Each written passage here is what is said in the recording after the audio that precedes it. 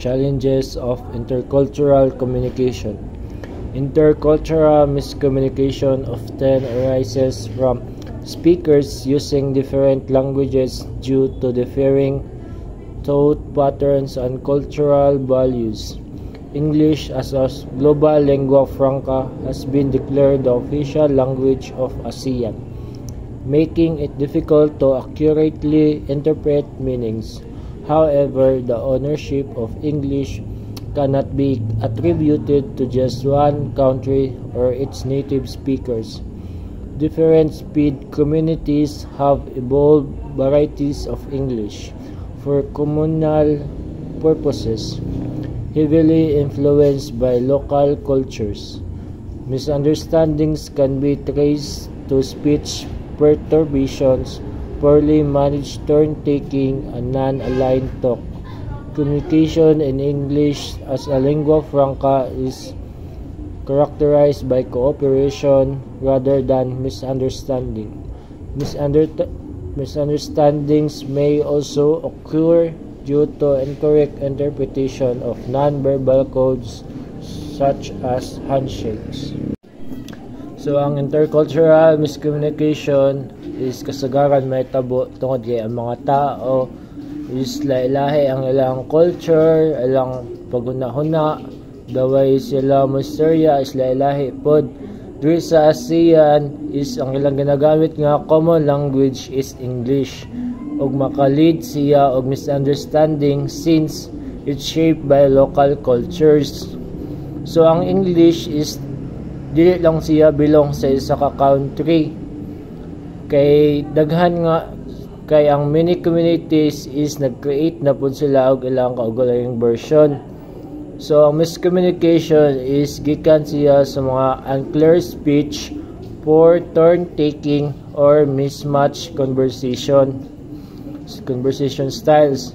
Even nonverbal cues like handshakes can be misread. Still, communication in English as a lingua franca tends to focus more on cooperation than confusion. There are 5 types of handshake in every country or region. First, the United States type of handshake, a firm handshake. So, sa United States, a firm handshake executed with the right hand, good posture, and eye contact is a common and expected social and professional greeting. For example, like kanang mga president bitaw, if magkita sila, is ginagamit nila nga handshake is firm handshake. So, the second is France. Types of handshake is soft handshake. So, sa France, ang soft handshake is a light, brief, and polite handshake used as a formal greeting. It reflects respect and refinement, unlike the firm handshake common in some other cultures. Third, Germany. A firm handshake for men traditionally accompanied by a slight bow. So, ang handshake with a firmly extended arm, often accompanied by a slight bow, is a common greeting in some cultures, particularly in Japan and Germany, signifying respect and formality. Fourth is Japan. Handshake with arm firmly extended accompanied by a bow. So sa Japan, ang handshake with a firmly extended arm and a slight bow is a common way to greet someone, especially in business settings. The last one is Middle East. Handshake and free hand placed on the forearm of the other person. So in some cultures, particularly in the Middle East, a handshake is often followed by the free hand being placed on the forearm of the other person as a sign of warmth and connection. This gesture is common in Middle Eastern cultures where it's seen as a sign of respect and camaraderie. Greetings, like handshakes, greeting rituals also vary from culture to culture. Japanese women bow differently from Japanese men. Can you describe how the bow is done by the Japanese and the German as shown in the drawings below? So this is the pictures. In the left side, it is the Japanese bow. In the right side, this is the German bow. So makita naman ninyo no ang differences sa pictures. So sa Japanese bow is ilang bow is murag magduko na jud kayo sila. Samantalang sa German bow is mura lang ang nagtindog, ilang ulo lang ilang giduko. So the German bow, which is termed as the diner, means as a bow and in recognition of an authority. Thus, when a person bows, she is actually sending the message at your service. So, good morning, ma'am. For the continuation of the report, I will discuss about source of misunderstanding. Number 1, ambiguity. Lack of explicitness on the part of the speaker in the form of problematic reference and ambiguous systematic in which an utterance is open to different interpretation. So, ambiguity pasabot kanang pagkadili klaro or kadadadahan kini ipasabot nga kulang og pagkaklaro sa part nga nagstorya. So, ang example ani is kanang bali nagstorya tapos dili magets sa kaistorya kay tungod lahi-lahi ang interpretation sa nagistorya. So performance related misunderstanding, slips of the tongue and mishearing, which may be due to utterance spoken quietly and unclearly. So kini siya may tabo kung ang usa ka tawo dali kaayo o dili klaro ang pagkasulti nga mahulog na siya sa mahulog siya sa masabtan or ma-misinterpret sa ubang tao or mismo niyang kaistorya. Number 3, language-related misunderstanding and grammatically of sentence. So kini mahitabo tungod sa mga sayop sa gramatika o dili klaro ang pagkastorya. Like for example,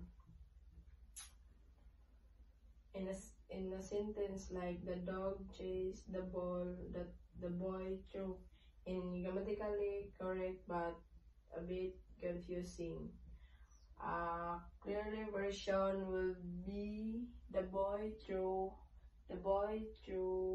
the ball and the dog chased it. Number 4, gaps in word knowledge. Gaps in content rather than language. So kini nga type sa misunderstanding nga nagpasabot motongha siya kung ang mga tao kulang sa knowledge or context. Number 5, local context. Turns and the turn within sequence produced by the participant themselves and the orientation of the participants as well as the repair moves that follow the displayed understanding. So this referring sa mga sayop nagpasabot nga mahitabo tungod sa specific na sitwasyon or flow sa conversation, approaches to studying intercultural communication. The importance of understanding in cultural communication is stating that while it's easy to say people should understand diverse cultures, it's harder in practice. It emphasizes the need for awareness and understanding of the other cultures to avoid offense and miscommunication, highlighting that all cultures are equal and possess unique values, language, and lifestyle. Simply reading about the culture is insufficient. Genuine understanding requires active engagement and appreciation of the culture diversity. So ang diverse culture is para maiwasan nato ang mga misunderstanding o ang mga misinterpretation and offense na maka-offend sa laing tao. Labo na sa mga laing nga language. All cultures are equal and appreciate nato nga tanan ng mga unique language or unique lifestyle o ways nila o unsaon pag-embrace sa culture diversity. Is to understand the concept of intercultural communication better. 3 approaches as 2010 can be studied, explained by Martin and Nakayama. So there are 3 approaches. The first one is social science or functionalist. The second one is interpretative. The third one is critical. So discipline on which approach is founded. So the social science or functionalist is psychology.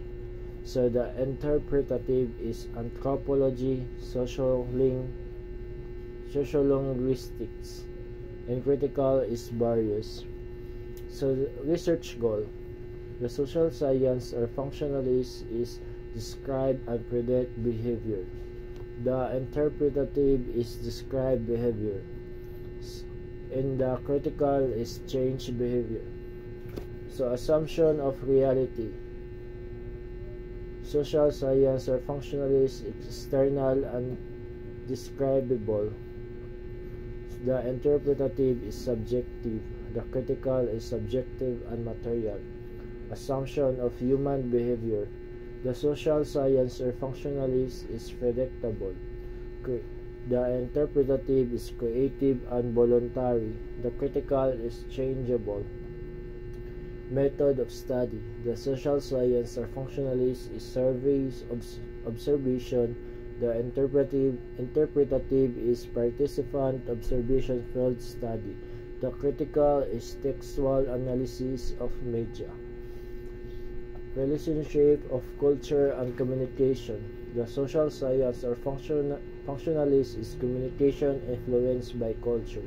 The interpretative is culture created and maintained through communication. The critical is culture as a site of power struggle. Contribution of the approach. The social science or functionalist identifies culture variations, recognizes culture differences in many aspects of communication but often does not consider context. The interpretative emphasizes that communication and cultural differences should be studied in context. The critical recognizes the economic political forces in culture and communication, asserts that intercultural interactions are characterized by power.